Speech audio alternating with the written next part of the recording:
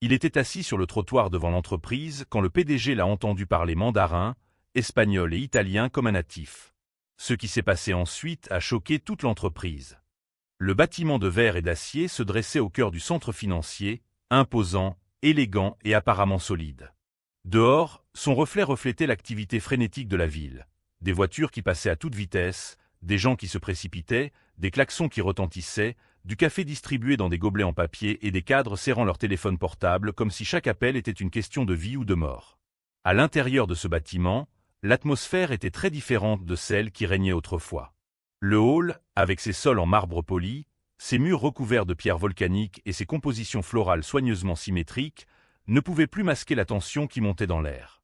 Le bruit des talons pressés et des doigts tapant sur les claviers se mêlait à une énergie lourde, presque suffocante. Au sommet de cet empire corporatif se trouvait Léonard de Vinci Castelli. Un homme qui a bâti sa carrière en transformant les risques en profits et les problèmes en opportunités. Connu pour sa discipline quasi militaire, ses costumes sur mesure et sa capacité à conclure des affaires en regardant les gens dans les yeux, il avait l'habitude d'arpenter ses couloirs comme une force de la nature. Mais ce jour-là, quelque chose était différent. Ses pas étaient plus lents. Le regard, autrefois vif et déterminé, semblait désormais porter un poids invisible. Même entouré d'œuvres d'art minimalistes, de fauteuils en cuir et de tables en verre impeccable, le vide semblait plus grand que tout élément physique autour de lui. Sa montre suisse indiquait plus que l'heure. Cela ressemblait maintenant à un compte à rebours. L'entreprise a conservé sa façade de grandeur. De l'extérieur, cela semblait toujours solide et inébranlable. Mais quiconque traversait ce couloir avec suffisamment d'attention pouvait voir sur les visages des employés que quelque chose était cassé. Quelque chose qui ne va pas. Et tandis qu'il montait les marches menant à l'entrée principale, ajustant sa veste presque par réflexe, son esprit était plongé dans des pensées qui semblaient plus lourdes que n'importe quel chiffre sur un relevé financier. Sans le savoir, les minutes suivantes allaient lui faire oublier, au moins temporairement, tous les problèmes qui occupaient ses pensées. Parce que quelque chose d'absolument improbable était sur le point de se produire. Et plus rien ne serait comme avant. Les murs de verre du siège social de l'entreprise reflétaient non seulement la ville à l'extérieur, mais aussi la pression invisible qui écrasait ceux qui se trouvaient à l'intérieur. Après des heures passées à suffoquer dans des réunions sans issue, des propositions vides et une angoisse qui semblait se multiplier, Léonard de Vinci Castelli a décidé de partir. J'avais besoin de respirer. J'avais besoin de réfléchir loin des regards désespérés des employés et de la claustrophobie des salles de réunion. Il descendit les ascenseurs, traversa le hall sans même remarquer les visages qui croisaient son chemin et poussa les portes automatiques en direction du trottoir. Le bruit de la ville, bien que chaotique, semblait offrir plus de réconfort que n'importe quelle feuille de calcul pleine de chiffres rouges. Ses pas suivaient presque automatiquement, guidés uniquement par le désir urgent de se vider l'esprit. C'est alors, au milieu des klaxons, des voix et du va-et-vient des gens pressés, que quelque chose interrompit le cours de ses pensées. Une voix. Mais pas n'importe quelle voix. C'était une voix qui façonnait les mots en italien avec une fluidité déconcertante, aussi naturelle que la respiration. Le regard de Léonard se tourna automatiquement, guidé plus par l'instinct que par la raison. Et c'était là. Adossé à un pilier de béton, assis par terre, un homme dans un état visiblement précaire. Des vêtements sales et déchirés, des chaussures qui tenaient à peine sur les semelles et un visage marqué par les traits de quelqu'un qui a connu le poids de la rue, l'abandon et l'invisibilité sociale. Pourtant, cet homme ne semblait ni craintif ni soumis. Ses mains gesticulaient avec précision tandis qu'il expliquait quelque chose à deux touristes perdus, qui écoutaient attentivement, hochant la tête en signe de compréhension et de soulagement. Et avant que l'esprit de Léonard ne puisse traiter cela, la scène s'est intensifiée. L'Italien a cédé la place à un Allemand parfait. Des mots forts, structurés, sortant de la bouche de quelqu'un qui, à première vue, devrait à peine savoir lire. Le choc paralysa ses pas. C'était une collision entre tout ce qu'il croyait du monde et cette réalité brute, imposée, impossible à ignorer. Mais le coup final est venu quelques secondes plus tard, lorsqu'un vieux téléphone, maintenu par du ruban isolant, a vibré sur les genoux de l'homme. Il répondit et, sans aucun effort, commença à parler en mandarin. La fluidité, la confiance, la maîtrise absolue de cette langue complexe ne laissait aucune place au doute. Léonard se sentit petit face à cette scène. Petit, ignorant et, pour la première fois depuis longtemps, profondément déconnecté de sa propre perception du monde. Sans le savoir encore, à ce moment-là, quelque chose bougeait en lui. Une idée commençait à émerger. Et ce qui allait se produire, dans les minutes qui suivaient, allait changer à jamais le cours non seulement de la vie de cet homme, mais aussi de l'empire d'entreprise qu'il pensait être sur le point de perdre. L'impact de cette scène ne s'est pas estompé de sitôt. Au contraire, il semblait grandir à l'intérieur Léonard de Vinci Castelli comme une pression dans la poitrine, une agitation qui ne pouvait être ignorée. Poussé par une force qu'il ne comprenait pas lui-même pleinement, il s'approcha. Ce n'était plus une simple curiosité. C'était une urgence inconfortable, comme si quelque chose là-bas était directement lié à sa propre survie, même si son esprit ne l'avait pas encore pleinement compris. En s'approchant, il put voir le contraste brutal de cette silhouette de près. Les vêtements usés, les mains marquées par la rugosité de l'asphalte, les yeux enfoncés, porteurs d'un mélange de fatigue et de dignité. Une dignité que le temps, la rue et le mépris collectif n'avaient pas encore réussi à arracher. Il avait une attitude différente de celle des autres qui se tenaient au coin des rues pour demander des pièces de monnaie. Il n'y avait aucun signe d'apitoiement sur soi-même. Juste une présence. Juste quelqu'un qui, même écrasé par les circonstances, a refusé de s'effacer de lui-même. C'est à ce moment-là que, au milieu des questions, des échanges de regards et des silences chargés de sens, le nom que jusqu'alors le monde semblait avoir oublié a émergé. Samuel Rodrigues. Un nom qui, à un moment donné dans le passé, a occupé des salles de conférences, des contrats internationaux et des réunions bilingues. Aujourd'hui, cependant, ce même nom survit, presque effacé, en marge de la société. L'histoire qui commençait à se dérouler semblait avoir été écrite pour tester les limites de l'endurance humaine. Samuel a grandi dans une famille simple, mais obsédée par l'éducation. Dès son plus jeune âge, il a démontré une capacité inhabituelle à prendre les langues. Ce qui pour beaucoup était un effort, pour lui semblait être de l'instinct. Il a obtenu son diplôme avec mention, accumulé des certifications, travaillé dans des sociétés de commerce internationales, fourni des services de conseil, parcouru le monde, respiré des cultures, maîtrisé des structures linguistiques comme s'il respirait. Mais le monde, cruel dans son imprévisibilité, lui a enlevé tout ce qui le soutenait émotionnellement. Il a perdu ses parents dans un accident tragique. Des mois plus tard, la mort soudaine de son fils unique a déchiré ce qui restait de son âme. Le deuil s'est transformé en poids, et le poids s'est transformé en chute. Les factures s'accumulaient. Les emplois ont disparu. La vie est devenue un cycle de pertes, d'isolement et, finalement, d'abandon. Les rues l'ont englouti. Malgré cela, Samuel n'a jamais renoncé à ce que personne ne pouvait lui voler, son cerveau. Votre esprit vif. Votre amour pour les mots, pour les sons, pour les liens invisibles qui unissent les cultures et les peuples. Il lisait des journaux trouvés dans les poubelles dans différentes langues. Je me suis branché sur des radios portables. J'ai corrigé mentalement les panneaux mal écrits par les touristes. Et chaque fois qu'il le pouvait, il aidait ceux qui croisaient son chemin, non pas pour de l'argent, mais pour se rappeler qu'il existait toujours. Chaque morceau de cette histoire est tombé sur Léonard comme une encre. La prise de conscience que le monde entier, y compris lui, passait chaque jour à côté de gens comme Samuel, sans même voir, sans même imaginer la grandeur qui pouvait se cacher sous un vêtement déchiré. Et, tandis que j'absorbais tout cela, une idée, qui au début semblait n'être qu'un bruit ennuyeux au fond de mon esprit, a maintenant commencé à prendre forme, à devenir claire et surtout à devenir urgente. Parce que peut-être, juste peut-être, cet homme invisible nommé Samuel Rodrigues portait, sans le savoir, la clé pour sauver quelque chose que Léonard pensait déjà perdu. L'invitation est venue directement, sans détour. Poussé par une conviction dont il ne savait même pas d'où elle venait, Léonard de Vinci Castelli, j'ai simplement regardé Samuel Rodrigues et j'ai décidé de l'emmener à l'intérieur. Pas pour un café, pas pour une conversation rapide sur le trottoir, mais pour faire connaissance avec son entreprise. L'imposant bâtiment, les couloirs bordés de marbre, les bureaux vitrés où, jusqu'alors, seuls les propriétaires de costumes coûteux et de noms de famille importants passaient. En franchissant les portes automatiques du bâtiment, l'effet a été instantané et dévastateur.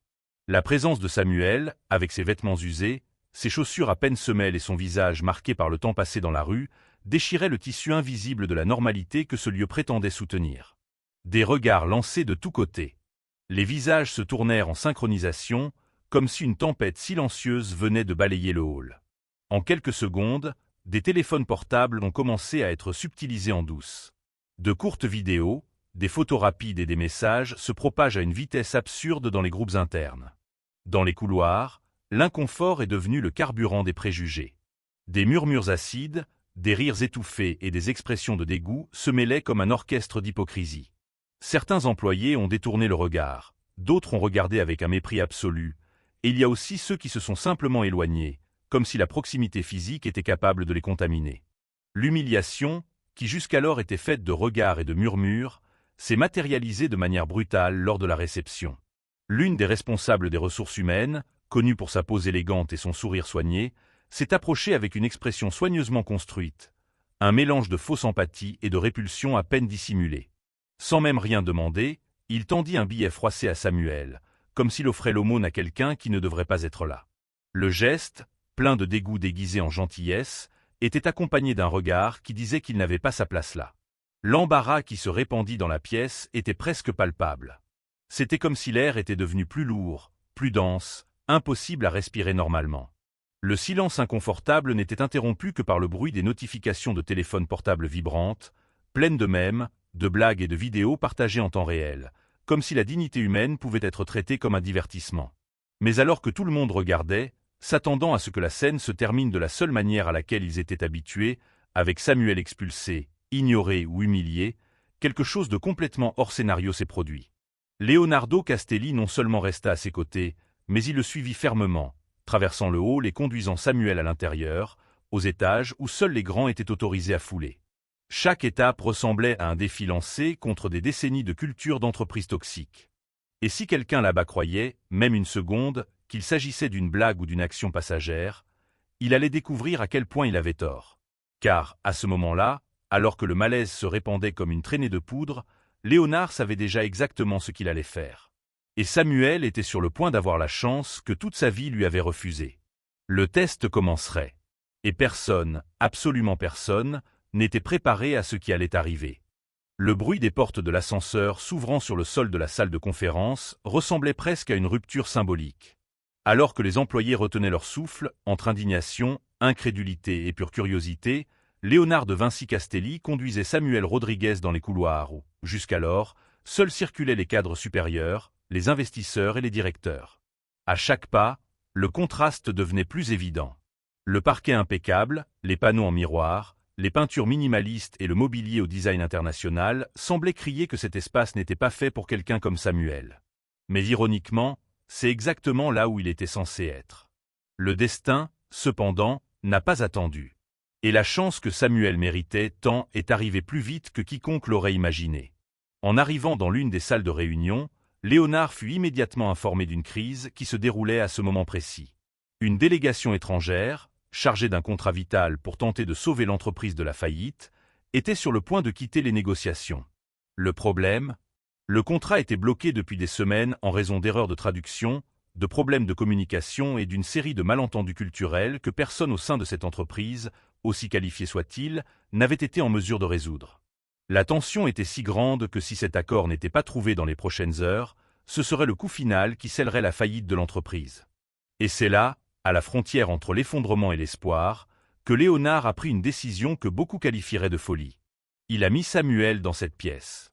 Pas en tant que spectateur, pas en tant qu'assistant, mais comme la personne qui aurait entre ses mains la chance de débloquer l'impossible. Dès que Samuel a commencé à interagir, quelque chose de presque surnaturel a pris le dessus sur l'environnement. Son corps, auparavant courbé par le poids de la vie dans la rue, semblait se redresser. Sa voix prit une fermeté qu'aucun costume du bâtiment ne pouvait égaler. Les mots affluaient italien, puis dans allemand, puis dans mandarin, chacun moulé avec une précision chirurgicale, adaptant non seulement la langue, mais les nuances culturelles, les bonnes expressions, les bons gestes. Les dirigeants étrangers, qui jusque-là étaient sur le point de tout abandonner, ont commencé à se pencher en avant, en prêtant une réelle attention. L'atmosphère, jusque-là pleine de tension, s'est progressivement désamorcée. Les regards durcis commencèrent à s'adoucir. Les mains, qui auparavant tapaient avec impatience sur la table, tenaient désormais des stylos, ajustaient des documents et prenaient des notes. Petit à petit, des négociations qui étaient mortes ont commencé à reprendre vie. De vieux problèmes que personne n'avait réussi à résoudre ont été résolus en quelques minutes. Les clauses mal interprétées ont été corrigées. Des revendications auparavant perçues comme offensantes ont finalement été comprises dans leur contexte réel. L'impossible se produisait, sous les yeux de tout un conseil d'administration qui, quelques minutes auparavant, croyait que cet homme n'avait pas le droit d'être là. Et lorsque les papiers furent enfin signés, Lorsque les mains furent serrées et les sourires répandus, il n'y eut plus de place au doute. Samuel n'avait pas seulement sauvé une affaire. Il avait littéralement sauvé l'entreprise d'un effondrement inévitable. Le silence qui s'est installé lorsque tout fut terminé n'était pas seulement dû au choc. C'était une période de honte collective. C'était la cruelle constatation que, pendant des années, tout ce bâtiment était resté aveugle. Et, tandis que Samuel ramassait les documents sur la table avec le même calme que quelqu'un nettoyant un échiquier après une partie d'échecs gagnée, une vérité devint claire pour tout le monde. Il ne serait plus jamais invisible. Mais ce que personne n'avait imaginé, c'est que ce n'était que le début. Le silence qui s'est installé dans l'entreprise après la clôture de ce contrat n'était plus celui de l'incrédulité. C'était une époque de transformation. Ce dont tout le monde avait été témoin ce jour-là n'était pas seulement le salut d'une négociation, ni seulement l'annulation d'une faillite annoncée. Il s'agissait de la déconstruction, en direct et en temps réel, de tout ce que cette entreprise, et peut-être la société entière, croyait en matière de valeur, de mérite et de capacité. Mais pour Léonard de Vinci Castelli, ce n'était pas suffisant. Car même si Samuel Rodriguez venait de sauver l'entreprise, il était clair que des années de douleur, de chagrin, de rejet et de survie avaient laissé de profondes cicatrices. Des cicatrices qui ne pouvaient pas être effacées par un simple nouveau badge ou un titre fantaisiste. C'est alors que Léonard prit une décision qu'il n'aurait peut-être jamais envisagée à d'autres moments. Samuel ne partirait pas de là avec seulement un travail. Il repartirait avec une vie reconstruite. Le même jour, sans consulter personne, sans demander l'autorisation d'aucun conseil, Léonard a embauché une équipe spécialisée en santé mentale. Des psychologues, des thérapeutes et des professionnels de soutien ont été immédiatement appelés. Samuel aurait accès à un traitement complet, global et continu. Non pas comme un avantage social, mais comme une réparation pour une dette que la société, silencieusement et cruellement, avait accumulée contre lui. Dans les jours qui suivirent, Samuel subit une transformation qui dépassa largement l'esthétique, mais qui commença par la restauration de sa dignité visible. Des cheveux soigneusement coupés, une barbe rasée, des vêtements sur mesure, des chaussures qui, pour la première fois depuis des années, ne lui faisaient pas mal aux pieds. L'image reflétée dans le miroir ne portait plus seulement les traits de l'homme que les rues avaient presque engloutis. Cela reflétait aussi le poids et la fierté de quelqu'un qui était à nouveau vu, entendu et surtout respecté. Mais Léonard savait que cette histoire ne pouvait pas s'arrêter là. Car si Samuel a existé, invisible pendant des années aux yeux de tous, combien d'autres ont également existé? Combien de talents, combien d'intelligence extraordinaire étaient gaspillés simplement parce que personne ne se souciait de regarder au-delà de la surface? C'est ainsi que le programme Horizon, un projet révolutionnaire, conçu pour cartographier, identifier et sauver les talents invisibles. Des gens en dehors des standards traditionnels, en dehors des CV impeccables, en dehors des universités prestigieuses, mais qui portaient en eux des compétences, des connaissances et des forces que le marché n'avait même jamais envisagées. Le lancement du programme a été accueilli avec étonnement, résistance et en même temps, admiration. Alors que certains dirigeants ont fait la fine bouche, campés sur leurs propres convictions élitistes, d'autres ont commencé à comprendre que ce changement n'était pas seulement éthique, il était intelligent. Parce que le talent n'a pas d'uniforme. Pas d'adresse fixe. Pas même un diplôme accroché au mur. L'insigne de Samuel portait désormais non seulement son nom, mais aussi un titre que personne n'oserait plus jamais remettre en question. Consultant international et responsable des relations culturelles. Son bureau, au 12e étage, surplombait la ville qui, pendant si longtemps, avait fait semblant de ne pas le voir. Et à l'intérieur du tiroir, plié avec grand soin, il gardait un vieux vêtement usé qu'il tenait à ne pas oublier. Non pas par attachement au passé, mais comme un rappel quotidien que la dignité ne doit pas être un privilège. Et tandis qu'il regardait par la fenêtre, observant la vie à l'extérieur, Samuel savait. Ce qui a commencé avec son histoire est maintenant devenu une porte ouverte pour des centaines, peut-être des milliers d'autres. Car, à partir de ce moment-là, plus jamais, personne ne serait invisible. Dis-moi dans les commentaires ce que tu as pensé de cette histoire, et on se retrouve dans la prochaine vidéo qui s'affiche à l'écran.